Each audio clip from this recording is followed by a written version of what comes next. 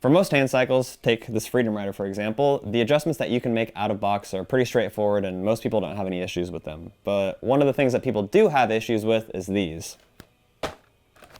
The rear derailleurs. On a bicycle, the rear derailleur is in fact in the rear, but on a Freedom Rider hand cycle, the rear derailleur is in the front, which can sometimes lead to a few complications when you're trying to adjust it. Although we do adjust every single hand cycle that we send out, sometimes over time things will move around, it'll get a little bit out of place, and it can cause a few difficulties shifting. So in this video, we are going to go over the ways that you can realign your derailleur if it starts to get out and you're having shifting issues. First, we're going to run through a sequence shifting this 9-speed all the way up and down.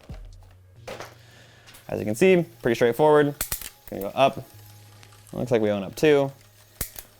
Another one, another one, another one, another one, another one, and a final one. As you can see, actually earlier on, I went up 2 by pressing it too hard, so you can see it's a little bit finicky. I'll go back down. 1, 2, 3, 4, 5, 6, 7, 8. Before we shove out every single hand cycle, the stops, which are going to be these little screws right here, are set. Basically what that means is that we set the furthest that the derailleur can come down, all the way to the left, and then we set the furthest point in which it can stop going all the way up. So the room for error is between each individual gear. So in most cases, you should never have to touch the stops, and actually touching those stops, which are these tiny little screws right here, can lead to some complications. So we do not recommend it unless you're with a bike mechanic or you're talking to us directly on the phone, etc. So what we want to talk about in this video is this little knob right here. The name of this is a barrel adjuster. So your goal with this barrel adjuster is that you want to use it to get the derailleur centered on each individual of the 9 cogs. Oftentimes, over time, this cable right here will slowly start to stretch, and that basically results in the derailleur wanting to favor one cog or another as opposed to staying in alignment with the cog that you are shifted into. So, in order to solve that, you basically want to make micro adjustments with the barrel. First step is that you're going to shift to a particular gear that you want, and then you're going to look at it dead on. So you're just going to look straight down there and see that it's in alignment with the cog. Then you're just going to turn it. It has little clicks, click, or you can go back, back, and in between each click you want to shift to make sure that everything's going right. For example, you're going to turn it a click, give it a spin, shift up a gear, shift back down. You're going to look at that angle, you're going to make sure, okay, is it aligned on the cog that we shifted up to? Try taking it up a couple more.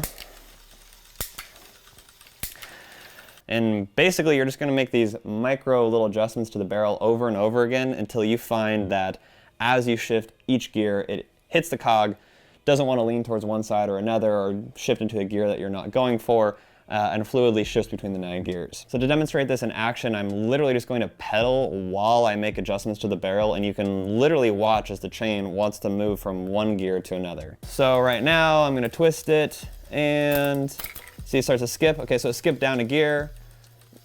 I can twist it back, and it went all the way back up. It's kind of struggling. And then we're going to take a look. We'll literally just do some dramatic twists, and now, as you can see, it's starting to clip and catch on to the next one. Basically, the way that the cogs are designed is that each one is actually ramped. So in theory, if you have it set correctly and you shift, it's going to stay on one cog until it makes a smooth transition all the way to the next one.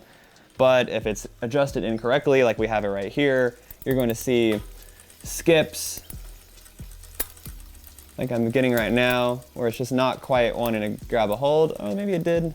No, and then back down.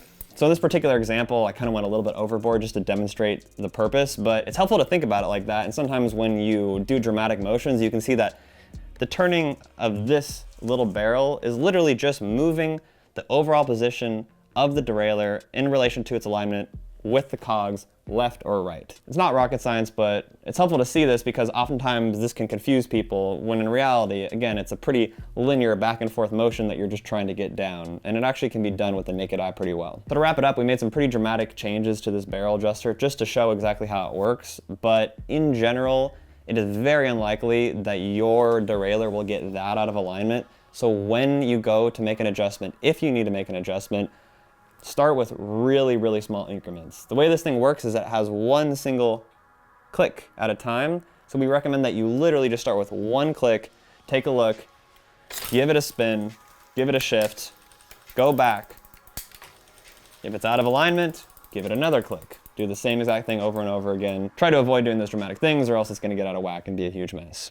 Okay, that's all we've got for today. I just wanted to show you the basics of the derailleur. Again, pretty uncommon that they are going to go out, but it's just a really helpful thing to know, and especially understand if you are ever in a situation in which you're riding and you're finding that your chain is skipping or the derailleur seems a little bit out of whack. Sometimes it confuses people, but once they realize it's quite a simple process, it can be really helpful. Per usual, if you have any questions, please leave them in the comments below or reach out to us directly at freedomrider.com.